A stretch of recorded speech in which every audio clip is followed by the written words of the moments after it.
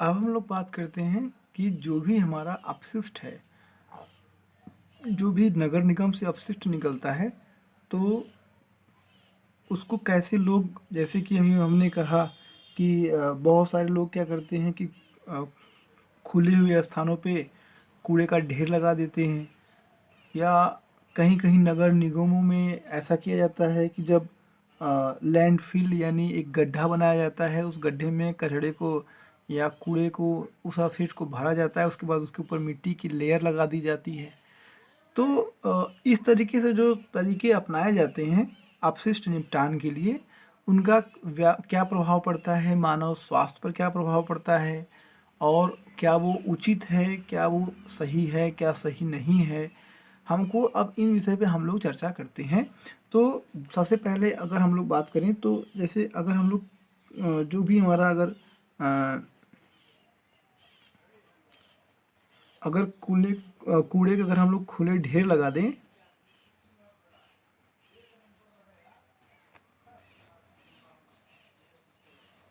ये हमारा पूरा कूड़े का एक ढेर हो गया।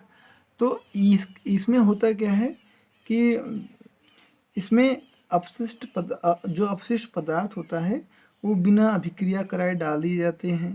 साथ ही वे ढके हुए नहीं होते और उनके विभिन्न घटकों की छटाई भी नहीं की जाती है। ये हमें ध्यान देने वाला बात है कि लोग उसको छटाई भी नहीं करते और डायरेक्ट वहाँ पे कर देते हैं। अब ये जो यहाँ पे इकट्ठे होते हैं, ये बहुत सारी मक्खियों, चूहों और रोग फैलाने वाले अन्य कीटों के लिए प्रजनन स्थल बन जाते हैं। यानी प्रजनन स्थल स्थल जो है ये बन जाते हैं। यहाँ से बीमारियाँ फैलने लगती हैं। अब यहाँ से जो वर्षा पानी बह कर के नगरों में जाएगा, शहर में जाएगा, या जो भूमिगत जल में चला जाएगा, तो वहाँ से क्या होगा, जल प्रदूषण उत्पन्न होगा और बहुत सारे लोग रोगों से ग्रसित होंगे। रोग उत्पन्न करने का बहुत बड़ा ये स्रोत बन जाएगा कूड़े के खुले ढेर। तो अब ये हमको समझना है कि हमको क्या करना है, कैसे करना है। दूसरा जो आता है, उसमें हम लोग लैंडफिल का इस्तेमाल करते हैं।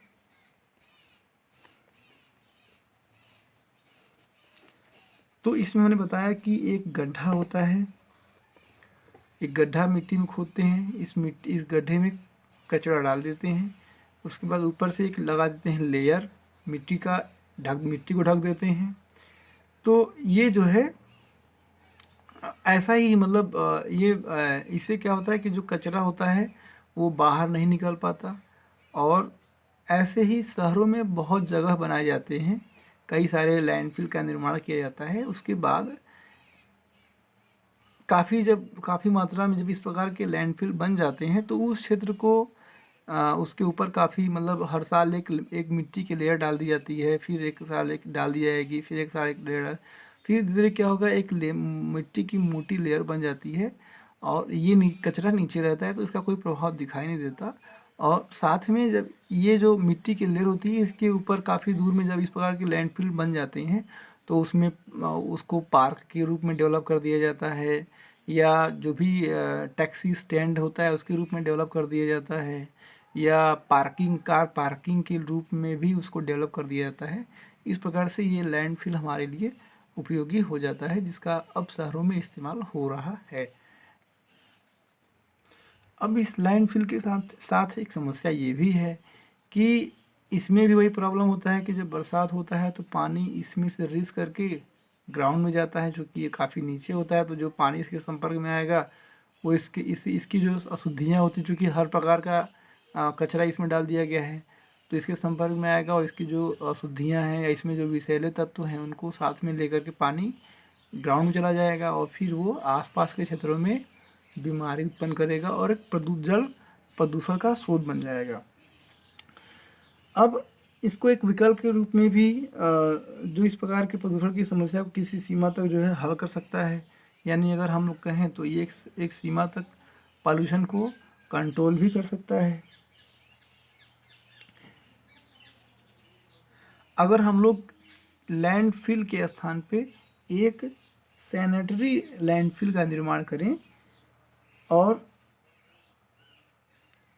जो सैनिटरी लैंडफिल होता है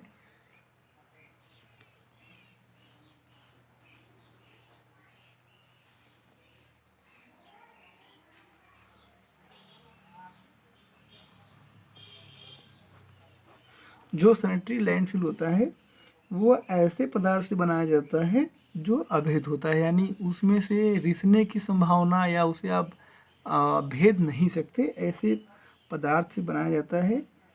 जैसे प्लास्टिक हो गया, चिकनी मिट्टी हो गया, या अभेदी मिट्टी हो गया, या उसके अभेदी मिट्टी के ऊपर इस तरीके से उसको बनाया जाता है। कभी कभी या थोड़ा सा इसके साथ एक प्रॉब्लम ये भी है कि ये जो सैनिटरी लैंडफिल होता है, ये इसका निर्माण थोड़ा खर्चीला हो जाता है, महंगा होता है। और कभी कभी प्लास्टिक के जो अस्तर होते हैं उनमें अपशिष्ट में जो तो प्लास्टिक में जो अपशिष्ट मौजूद होते हैं उनमें बहुत सारे रसायन होते हैं जो कि उसके साथ अभिक्रिया करके क्रैक कर देते हैं, दरार पड़ जाते हैं। तो इसके साथ एक चुनौती, जो हमारा सैनिटरी लैंडफिल होता है उसके साथ एक चुनौती ये बनी रहती है।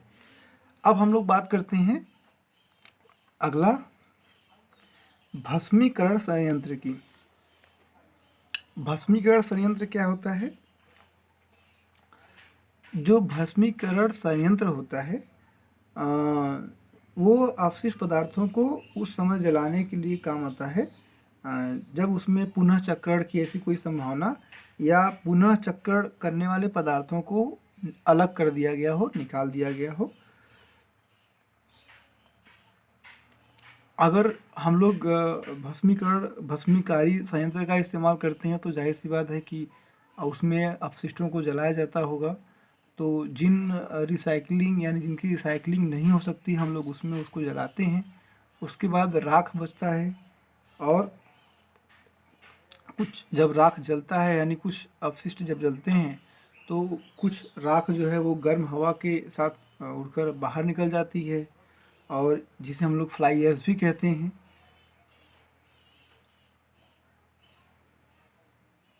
और कुछ राखें जो है, कुछ राख जो भारी हैवी होता है वो शेष बच जाता है, जो ज़मीन में, जिसे हम लोग उच्च संद्रण में जिसे कहते हैं कि विषैले पदार्थ से बने होते हैं, उसको वो नीचे बच जाते हैं।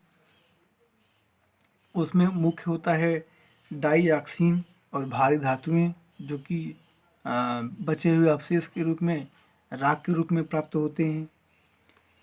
अब इन राख का निपटान करना भी एक बहुत बड़ी समस्या है।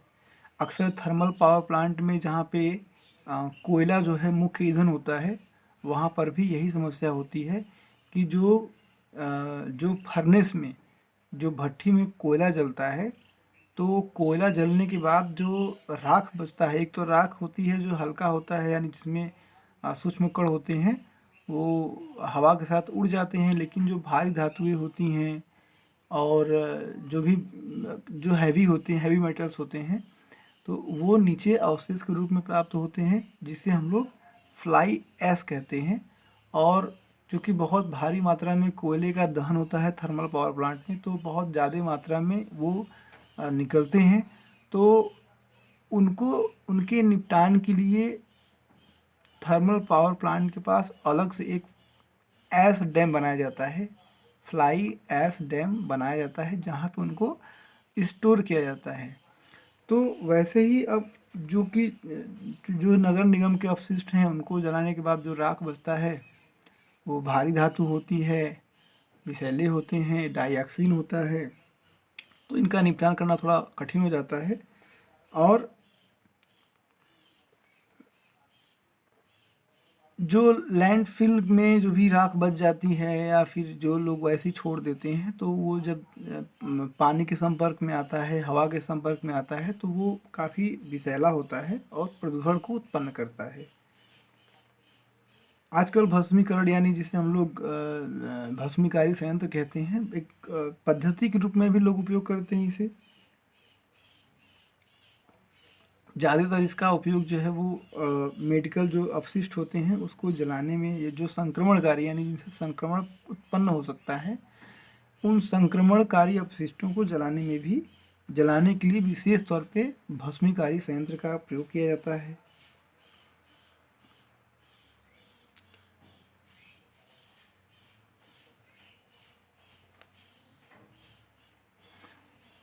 हम लोग आजकल देखते हैं कि अ, पंजाब में, हरियाणा में, उत्तर प्रदेश में लोग गेहूँ कटाई के बाद जो अवशेष बचता है खेतों में उसको जला देते हैं।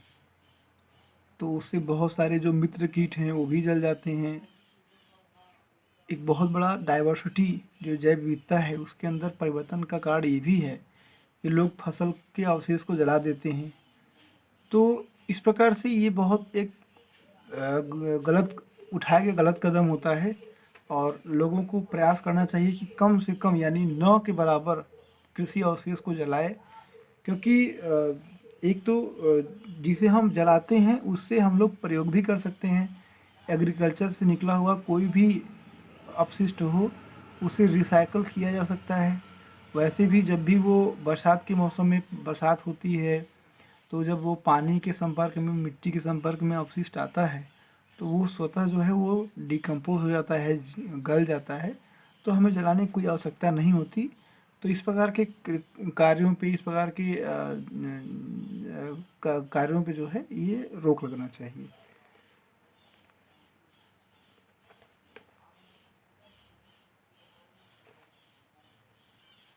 हम लोगों को तीन जो है 3 RS का जो फार्मूला है इसे अपनाना चाहिए। 3 RS क्या है? 3 RS है पहला,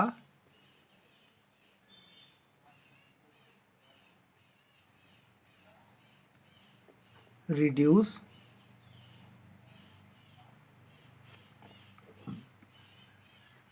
रीयूज,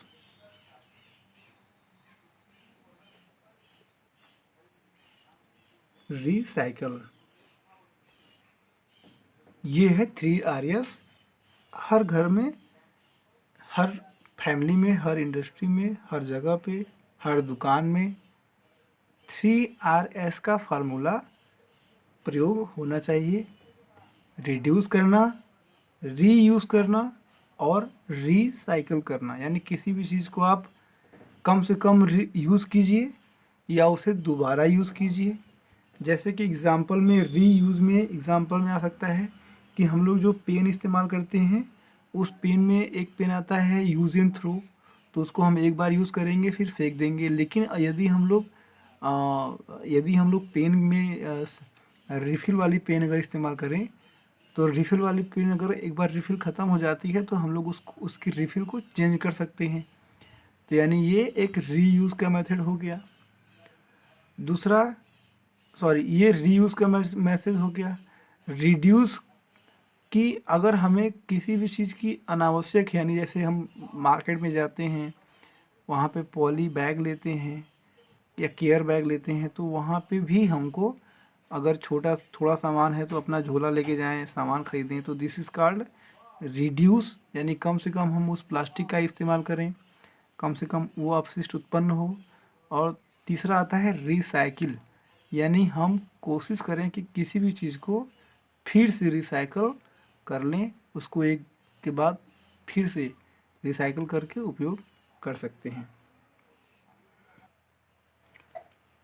और भारतवर्ष में अगर बात करें तो नगर पालिका से निकलने वाले जो अपशिष्ट होते हैं उनमें 35 to 40%, 35 से 40% जो है ये कार्बनिक पदार्थ होता है। और जिसे हम लोग कंपोस्टिंग मेथड से, यानी कंपोस्टिंग पद्धति से जो है ये हम लोग रिसाइकल कर सकते हैं, पुनः चक्रित कर सकते हैं।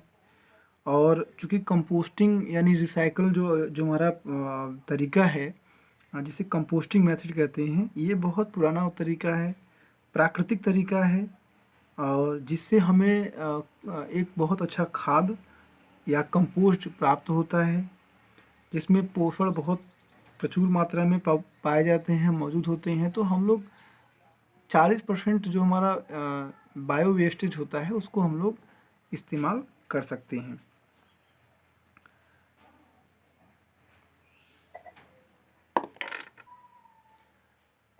अब जो हमारा ये कंपोस्टिंग प्रक्रिया होता है उसमें सूक्ष्म जीव यानी प्रधानतः कवक और बैक्टीरिया होते हैं, अवक्रमणशील कार्बनिक अपशिष्ट को ह्यूमस जैसे पदार्थ में बदल देते हैं। कंपोस्ट में कार्बन और नाइट्रोजन उच्च मात्रा में उपलब्ध भी होते हैं। ये पौधे उगाने के लिए बहुत उत्तम साधन है या उत्तम माध्यम है। कंपोस्टिंग प्रक्रिया के कार्बनिक अपशिष्ट का इस्तेमाल होना सुनिश्चित हो जाता है। पोषक पदार्थ पुनः चक्रित होकर वापस मिट्टी मिल जाते हैं। कंपोस्ट से जो मिट्टी बनती है उसकी पानी रोकने की क्षमता बढ़ जाती है, उसमें पानी को रोके रखने की क्षमता में वृद्धि हो जाती है।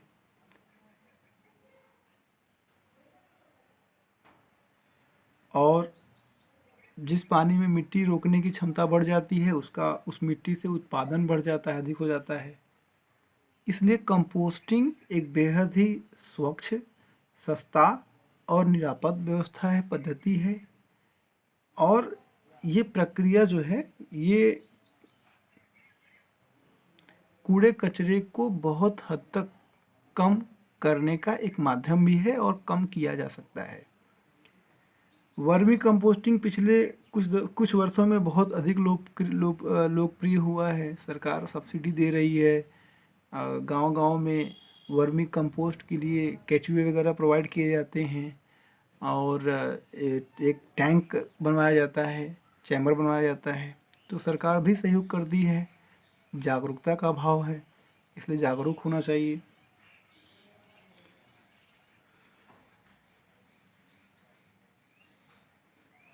इस वर्मी कंपोस्ट में जैविक अपशिष्ट भी हो सकते हैं, जैसे रसोई से निकले हुए अपशिष्ट हो गए, एग्रीकल्चरल वेस्टेज हो गया, तो उसका एक बहुत अच्छा उपयोग हो सकता है। लोगों को इसका बहुत अधिक उपयोग करने का प्रयास करना चाहिए। अब हम लोग बात करते हैं कि जो अपशिष्ट होता है उसका पुनः चक्रण या पुनः प्रयोग कैसे करेंगे। तो इसमें जो मुख्य आता है कि इसका हम लोग जो हमारा अपशिष्ट है उसका हम लोग पुनः चक्रण और पुनः प्रयोग कैसे करेंगे। तो इसमें जो मुख्य है कि अगर पुनः चक्रण की बात की जाए तो पुनः चक्रण का सीधा मतलब होता है कि जो चीज़ हम फेंक दे रहे हैं उसको जो फेंके हुए पदार्थ हैं उनको एकत्रित किया जाए और इन पदार्थों को संसाधित किया जाए और उनसे दूसरे उत्पाद का निर्माण किया जाए। यही होता है रिसाइकल, जिसे हम लोग पुनः चक्रण कहते हैं। यानी जो भी हम फेंक दे रहे हैं उन फेंके हुए वस्तुओं को इकट्ठा किए करें और उन इकट्ठा किए हुए वस्तुओं को फिर से किसी नए उत्पाद में परिवर्तित कर दें। अब इस प्रक्रिया में जिनकी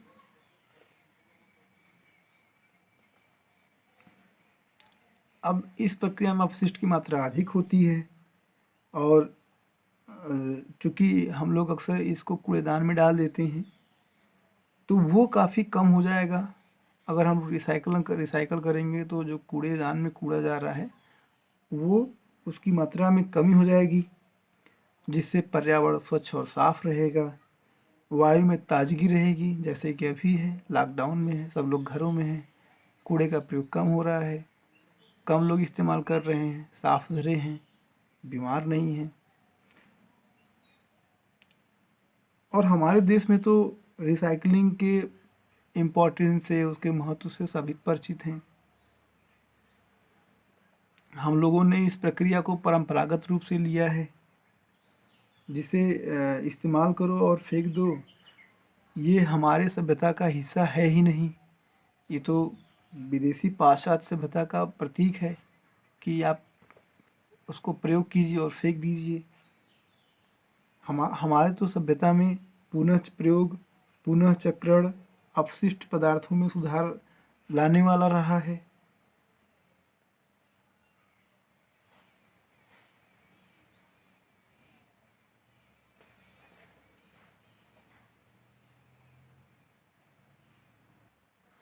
जिसमें अगर उदाहरण को देखें तो जैसे हमारे घरों में जब कपड़े पुराने हो जाते हैं या उसको उपयोग नहीं किया जाता है, तो लोग उसको अपने घरों में झाड़ने पोंछने के लिए उपयोग करते हैं।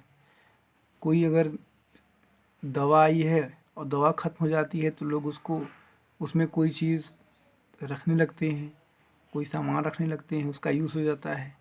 ऐसे ही हमारे प्रथा में, हमारे संस्कृति सभ्यता में किसी चीज़ को फेंकने का बहुत प्रचलन नहीं रहा है पहले से ही।